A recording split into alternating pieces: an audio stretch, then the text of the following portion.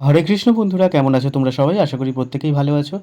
আজ সকালবেলায় ভগবানের ভোগ লাগিয়ে তারপর বেরিয়ে পড়লাম মায়াপুর। মায়াপুরে যাওয়ার সময় যখন লঞ্চে উঠেছি তখন এই পাখিগুলোকে উড়তে দেখে ভিডিওটা করলাম। খুব সুন্দর লাগছে না বন্ধুরা? তারপর লঞ্চে উঠে ঘাট পেরিয়ে চলে আসলাম মায়াপুর ইস্কন মন্দিরে।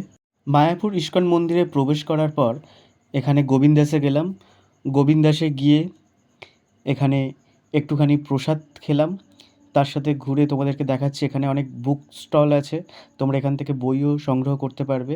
আর এই রেস্টুরেন্টটা আমার এত ভালো লাগে, এখানের খাবার ভীষণ টেস্টি এবং ভীষণ পরিষ্কার পরিচ্ছন্ন। তাই আমি মায়াপুরে আসলেই এখানের খাবারটা বেশি খেতে পছন্দ করি। তারপর একটু কীর্তন শুনলাম।